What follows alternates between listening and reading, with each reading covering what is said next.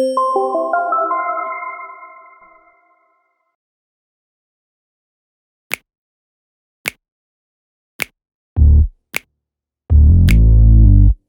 wana mambo vipi? Hope uko poa na upuguli kinomanoma. Karibu tena katika ulimwengu wangu. Huu ni ulimwengu wa technology kwa lugha nyepesi kabisa ya Kiswahili. Hashtag yetu ni ile ile, tunasema tech in Kiswahili. Leo nataka nikwambie kuhusiana na Tecno Spark 10 Pro. Hii ni product kutoka Tecno. Mimi napenda Spark kwa sababu Spark ni mid-range phone ya kwao Tecno, na uzuri wa Spark bwana, zinakuwa na betri kubwa sana. Na simu ikiwa na betri kubwa maana yake ni kwamba itakaa na chaji muda mrefu, sio? Sasa leo ni unboxing ya Tecno Spark 10 Pro.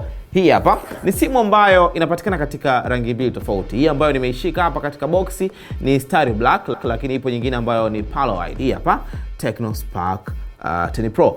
Ukiona simu yoyote umeambiwa Pro, kwa mfano Tecno Spark 10 Pro, Pro means professional, kwamba ipo Tecno Spark 10 alafu 10 Pro, kwamba hii Pro ina vitu vya ziada kulinganisha na Spark 10. Ukiangalia katika box juu kuna sticker imebandikwa kwenye kona kabisa, wanasema storage 256, RAM GB 16. Lakini ukiona huko kwa chini umeandika RAM GB 8. Maana yake ni kwamba ina RAM ya GB 8, lakini unaweza extend kuongeza kufikia GB 16.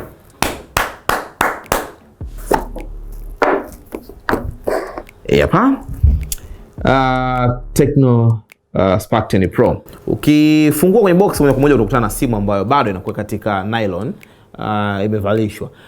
Kuna maelezo baadhi. Wanasema megapixels 32, alafu kuna megapixels ya 50, main camera. Hii 62 ni self camera. Sasa cha kwanza ambacho nilipata habari kuhusiana na hii simu ni self camera, kwamba ni simu yenye self camera yenye megapixels nyingi zaidi. Unajua watu wengi wanashindwa kuelewa.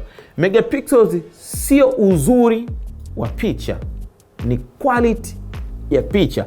Unaweza nikapiga picha ikawa na quality kubwa lakini ni picha mbaya, ila nikampa mtu ambaye anajua kuedit, ile picha ni mbaya, quality ni kubwa, akaingiza katika software akaitengeneza ikawa ni picha nzuri, lakini una uhakika wa 100% kupata picha yenye quality kubwa ukiwa na Tecno Spark 10 Pro. Alafu anasema processor yake ni G88, ina refresh rate ya 90 Hz. 90 Hz refresh rate ni kubwa, kwamba ukiwa una scroll hivi atengeneze motion blur. Tuachane na simu kwanza. Nia ni kufungua box kujua ni kitu gani ambacho kipo ndani ya box. Okay. Moja kwa moja utakutana na transparent case. Hii hapa. Hii ni transparent case. Alafu kuna sticker ya warranty. Hii hapa.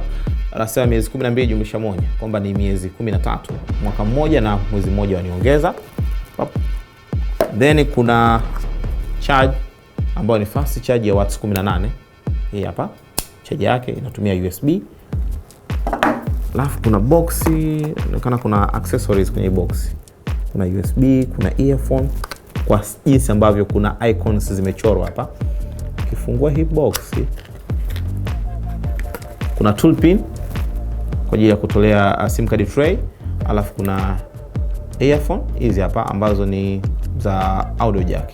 Simu ina port ya audio jack ambayo ni 3.5 mm.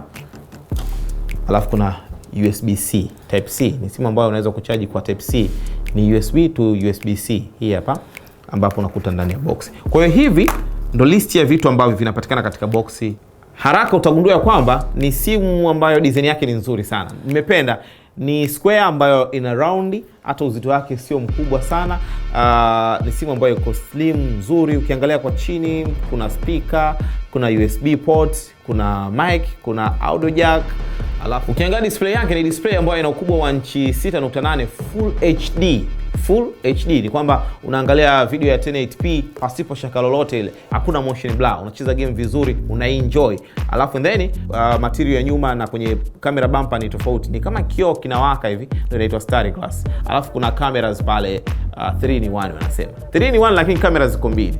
Bana good. Hii ndio Tecno Spark 10 Pro.